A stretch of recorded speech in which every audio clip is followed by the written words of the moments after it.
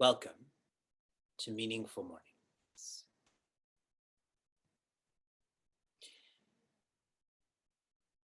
Yad yad hi kurute jantuhu tat tat kamaya cheshtitam. The English meaning of this Sanskrit phrase: whatever one does out of desire. Whatever one does out of desire. This is a fact. However, what needs to be considered is desire for what? There is a dimension of difference between desire for violence as compared to desire for non-violence. Yes? Meaningful Mornings is a workshop for us to change our desire from sakama to niskama, which means to change our desire from this being focused on ourselves to being focused on others. And right now, the portion of Bhagavad Gita that we're flowing through is an awesome framework for sattvic leadership, for being a sacred nayaka. The best way to protect oneself and others is to help them become independent. This is why the common sharing of better than feeding someone is to teach them to feed themselves. You all accept that. We have to start by protecting ourselves. And how that plays out, we have to shift our dependency from our own egos to our partner.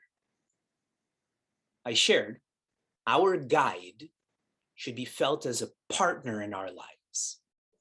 Every decision we make, every lifestyle change, depend on your partner. What will a genuine partner do for you? Will shift your dependency from herself, himself, to your original parent. From ego to partner to parent. And what will our original parent do in terms of dependency? Shift it back to us, but not to the ego, rather to the self. This I've been describing as presence. Please internalize this. When you depend on the self, that is independence. As long as you depend on any entity, including your original parent, that will be a lack of independence. The final independence is depending on yourself. As you do this, as you live like this, you will start to experience tripti. This will deepen to santushti, deepen to rati. And what that means in English is you will depend less on external sources for joy. You'll have a more authentic and deep sense of joy coming from your own nature. And that's why coupled with this internalization is vyapashrayaha, which means there will be less of a dependence on any external source. So the more I depend on myself for joy, the less I depend on others for joy. When this is complete, you will have reached the highest gain. One will know that they have achieved their feeling the highest gain when they no longer have plans for any other sense of gain. If you're at the highest, how can there be a plan for that which is higher. And Shri Krishna uses words like anavaptam and avaptavyam. He says when one reaches the highest, it doesn't matter what they had achieved before or what they can achieve after, because they're at the highest. Everything else is not the highest. Who actually lives like this? Janaka. Raja Janaka experienced this, lived like this. Ashreshta, those who are leading themselves, they experience this, they live like this. And in our last verse, Sri Krishna referenced himself. I am experiencing this, I live like this. So then why are Raja Janaka? The word Raja means the one with the most responsibilities. If you think of Shreshtas in your life, they're having a far greater impact on humanity than those who are not. Sri Krishna, why are they engaged in diverse and deep responsibilities? Because they love us. They're engaged in walking this path so that we have a hand to hold on to. So we know the path to walk on. And the most tactile sentiment from our last verse was to not waste time. That love is flowing into your life in full abundance. We waste this love when we waste time. Reflect lots on this. Those who waste time are controlled by time. Those who do not waste time, they're the ones who direct time. Remember, I shared that with our senses. If your senses control you, that's indiscipline. When you direct the senses, that is discipline. Who is the master then? Sri Krishna is very much a teacher about this is one perspective, now another. In this next perspective, Sri Krishna is sharing with Prince Arjuna, what if I was irresponsible? What if I act and think like you are acting and thinking like Prince Arjuna? Verse 23.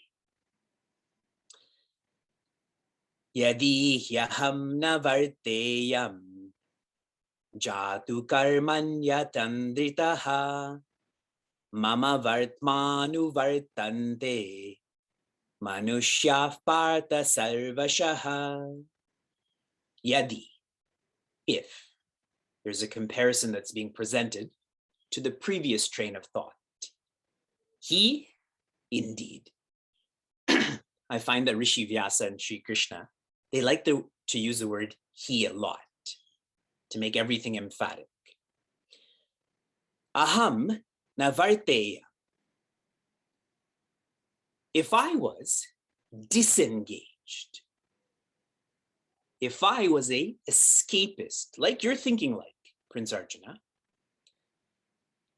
jatu karmani atandritaha, if I stopped being incessant in my responsibilities, Swami Chinmayananda has written, without relaxation, what would happen? Mama vartma anuvartante, this path that I'm walking, which means being disengaged from responsibilities, always being sick and tired. Manushyaha sarvashaha, all others would follow the same way in all ways. Partha, referring to Prince Arjuna. This is the translation. I had shared with you earlier that in every setting, there's a natural emergence of 5% as leaders and 95% as followers. Now, Who are the leaders following? They're following people like Sri Krishna, correct? If Sri Krishna becomes irresponsible, the leaders will become irresponsible. The followers will become irresponsible. I'm going to make this more diverse. When Sri Krishna uses the word aham, there's 3 ways to understand this. You can interpret this as Sri Krishna being part of creation. This is the lowest perspective. Sri Krishna being part of creation like you and I. Now, anyone who's in our Vedanta and Bhagavata course, Sri Krishna is dynamically responsible. As soon as he was a toddler, what would he do? Look after the calves. Now he's an adult. What is he doing? Looking after the cities. What if he didn't? What would everyone else do then? They would be irresponsible too. Okay, let's lift this up. Aham, that is Sri Krishna, can also be interpreted not as creation, but rather the creator. What if the creator stopped being responsible? All of a sudden, what if trees stop providing us oxygen? Because creation depends on the creator, correct? If the creator is irresponsible, creation will become the same way. There will be chaos, as you're sharing. And we can even go higher. Aham, Sri Krishna, can also be interpreted as consciousness. All depends on consciousness. If there was no consciousness, there would be no thoughts, there would be no meaningful mornings, yes? Even in a most relative sense, if you become unconscious right now, some of you are halfway into that, then you don't have as many thoughts, correct? Even if you have a thought, you don't register it, leave alone meaningful mornings. So imagine, and you can only imagine this because it's an impossibility, that consciousness stopped. Then there would be nothing. In Gurudev's commentary, he references the substratum. That Sri Krishna, as consciousness, is a substratum. Everything else is an expression on that substratum. So the substratum is supporting these expressions. That's why Sri Krishna says, I am tirelessly responsible. And in a scientific approach, it is the cause that allows or facilitates the effect. Knowing the cause, the substratum, consciousness, creator, creation, all is engaged in right actions. Who are we to be otherwise? From inspiration to application. Your application yesterday was to come up with a plan on not postponing joy, in not wasting time. How many of you reflected on your application? Good. What do you think your application is going to be today? Do it. You came up with the plan. Now implement it. What's the point of a plan if you don't implement it? If anyone has the patience, do share in the chat what plan you've come up with, because many have not come up with a plan. So see the Ashraya, they're depending on you to protect them, to become independent. So that's all being shared right now. Shanti, Shanti, Shanti.